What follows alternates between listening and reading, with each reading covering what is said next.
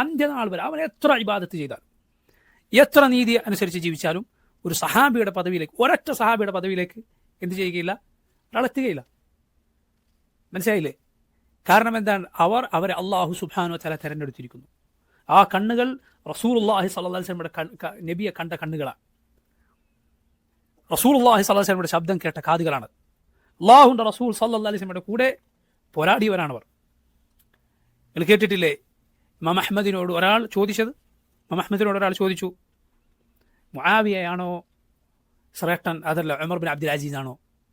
ഇമാം അഹ്മദിനോട് ചോദിക്കാൻ ഒരാൾ, മുആവിയ റളിയല്ലാഹു അൻഹു ആണോ ശ്രേഷ്ഠൻ അതല്ല ഉമർ ബിൻ അബ്ദുൽ അസീസ് ആണോ? മുആവിയ നബി സല്ലല്ലാഹു അലൈഹി വസല്ലമയുടെ സഹാബിയാണ്. ഉമർ ബിൻ അബ്ദുൽ അസീസ് മഹാനായ താബിഇയാണ്, ഖലീഫയായിരുന്നു അദ്ദേഹം. രണ്ടാം ഉമർ എന്ന് വരെ അറിയപ്പെട്ടിട്ടുണ്ട്. ഉമർ ബിൻ ഖത്താബുമായി അദ്ദേഹത്തിന് കുടുംബബന്ധം വരെ ഉണ്ടായിരുന്നു. വളരെ നീതിക്കറിയപ്പെട്ട ഖലീഫയായിരുന്ന ആൾ ഉമർ ബിൻ അബ്ദുൽ അസീസ് താബിഇയാണ്. അങ്ങേറ്റത്തെ ശ്രേഷ്ഠത്തൊക്കെ അറിയപ്പെട്ടതാണ്. ഇമാം അഹ്മദിനോട് ഒരാൾ ചോദിച്ചു, മുആവിയാണോ ശ്രേഷ്ഠൻ അതല്ല ഉമർ ബിൻ അബ്ദുൽ അസീസ് ആണോ?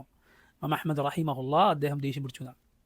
അദ്ദേഹം പറഞ്ഞു, മുആവിയ റളിയല്ലാഹു അൻഹു അല്ലാഹുവിൻ്റെ റസൂൽ സല്ലല്ലാഹു അലൈഹി വസല്ലമയുടെ കൂടെ പങ്കെടുത്ത യുദ്ധങ്ങളിലൊന്നിൽ മുആവിയയുടെ കുതിരയുടെ മൂക്കിൽ പറ്റിയ പൊടിയാണ് ഉമർ ബിൻ അബ്ദുൽ അസീസിനേക്കാൾ ശ്രേഷ്ഠം. ലാ ഇലാഹ ഇല്ലല്ലാഹ്. ആലോചിച്ച് നോക്കുക ആ വാക്ക്. ഉമർ ബിൻ അബ്ദുൽ അസീസ് അത്രയും ശ്രേഷ്ഠനാണ്. പക്ഷേ ഒരു ശ്രേഷ്ഠതയും ഒരു സഹാബിയുടെ ശ്രേഷ്ഠതയോളം വരികയില്ല. അത് അള്ളാഹു തിരഞ്ഞെടുത്തതാണ്. ഇനി അന്ത്യനാൾ വരെ ഒരാൾക്കും ആ പദവിയിൽ എത്തിപ്പെടുക സാധ്യം. അത് കഴിഞ്ഞുപോയി. തിൽക ഉമ്മത്തുൻ ഖദ് ഖലത്. ഇത് കഴിഞ്ഞുപോയൊരു ഉമ്മത്താണ്. മനസ്സിലായില്ലേ? നോക്കൂ നിങ്ങൾ. അതുകൊണ്ട് അവരുടെ ശ്രേഷ്ഠത മനസ്സിലാക്കുക, അവരുടെ പ്രത്യേകത മനസ്സിലാക്കുക. അള്ളാഹു റബ്ബുൽ ആലമീൻ സാക്ഷ്യപ്പെടുത്തിയതാണ് അവരുടെ പ്രത്യേകത. അള്ളാഹു പറഞ്ഞു സൂറത്തു തൗബയിലെ 100-ാമത്തെ ആയത്ത്, വസ്സാബിഖൂനൽ അവ്വലൂന മിനൽ മുഹാജിരീന വൽ അൻസാർ വല്ലദീന ഇത്തബഊഹും ബിഇഹ്സാൻ റളിയല്ലാഹു അൻഹും വറദു അൻഹു വഅഅദ്ദ ലഹും ജന്നാത്തിൻ തജ്രി തഹ്തഹാ അൽ അൻഹാറു ഖാലിദീന ഫീഹാ അബദാ ദാലികൽ ഫൗസുൽ അളീം. വസ്സാബിഖൂനൽ അവ്വലൂന മിനൽ മുഹാജിരീന വൽ അൻസാർ, ഇസ്ലാമിലേക്ക് മുൻകടന്നു വന്ന മുഹാജിറുകളും അൻസാറുകളുമായ സഹാബത്ത്, വല്ലദീന ഇത്തബഊഹും ബിഇഹ്സാൻ, അവരേറ്റവും കൃത്യമായി പിൻപറ്റിയവർ, റളിയല്ലാഹു അൻഹും വറദു അൻഹു, അള്ളാഹു അവരെ തൃപ്തിപ്പെട്ടിരിക്കുന്നു, അവർ അള്ളാഹുവിനെ തൃപ്തിപ്പെട്ടിരിക്കുന്നു.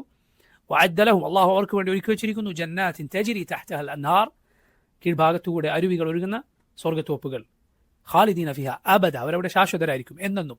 ദാലികൽ ഫൗസുൽ അളീം, അതാണ് ഏറ്റവും മഹത്തരമായ വിജയം. അവരുടെ ശ്രേഷ്ഠത മനസ്സിലായി. അവരുടെ ശ്രേഷ്ഠത നോക്കൂ, തൗറാത്തിലും ഇഞ്ചീലിലും വരെ വന്നിട്ടുണ്ട് എന്നാണ്. തൗറാത്തിലും ഇഞ്ചീലിലും ആരുടെ പ്രത്യേകത വന്നിട്ടുണ്ട്? മുഹമ്മദ് നബി സല്ലല്ലാഹു അലൈഹി വസല്ലമയുടെ സഹാബത്തിൻ്റെ പ്രത്യേകത. കാരണം മുഹമ്മദ് നബിയുടെ സഹാബത്താണ് അള്ളാഹുവിൻ്റെ നബിമാർ കഴിഞ്ഞാൽ ഏറ്റവും ശ്രേഷ്ഠർ. ലോകത്തെ ഏറ്റവും ശ്രേഷ്ഠർ അള്ളാഹുവിൻ്റെ നബിമാരാണ്. നബിമാർ കഴിഞ്ഞാൽ ഒരു നബിയുടെയും സഹാബത്തല്ല ശ്രേഷ്ഠർ, മറിച്ച് ആരാണ്? മുഹമ്മദുൻ സല്ലല്ലാഹു അലൈഹി വസല്ലമയുടെ സഹാബത്താണ്. അതുകൊണ്ടാണ് പല പണ്ഡിതന്മാരും പറഞ്ഞിട്ടുള്ളത്, റാഫിദികൾ, സഹാബത്തിനെ ചീത്ത വിളിക്കുന്നവർ യഹൂദി നസ്രാനികളെക്കാൾ മോശക്കാരാണ്. എന്തുകൊണ്ട്? കാരണം നിങ്ങളൊരു യഹൂദിയോട് പോയി ചോദിച്ചു നോക്കൂ, ഒരു ജൂതനോട് പോയി ചോദിച്ചു നോക്കൂ, നിങ്ങളുടെ ഉമ്മത്തിൽ ഏറ്റവും ശ്രേഷ്ഠരാരാണ്? അവൻ പറയും, മൂസാ നബിയുടെ കൂടെ ഉണ്ടായിരുന്ന മൂസാ നബിയുടെ കൂട്ടുകാരാണ്. ഒരു നസ്രാനിയോട് പോയി ചോദിച്ചു നോക്കൂ, നിങ്ങളുടെ ഉമ്മത്തിൽ ഏറ്റവും ശ്രേഷ്ഠരാരാണ്? അവൻ പറയും, ഈസാ നബിയുടെ കൂടെ ഉണ്ടായിരുന്ന കൂട്ടുകാരാണ്. ഒരു റാഫിദിയോട് പോയി ചോദിച്ചു നോക്കൂ, ഈ ഉമ്മത്തിൽ ഏറ്റവും മോശക്കാരാരാണ്? അവർ നബി സല്ലല്ലാഹു അലൈഹി വസല്ലമയുടെ സഹാബത്തിൻ്റെ പേര് പറയും. അത് ഈ അർത്ഥത്തിൽ റാഫിദികൾ യഹൂദി നസ്രാനികളെക്കാൾ പഴച്ചവനാണ് എന്ന് അഹ്ലുസുന്നത്തിൻ്റെ പണ്ഡിതന്മാർ പറഞ്ഞത് കാണാം.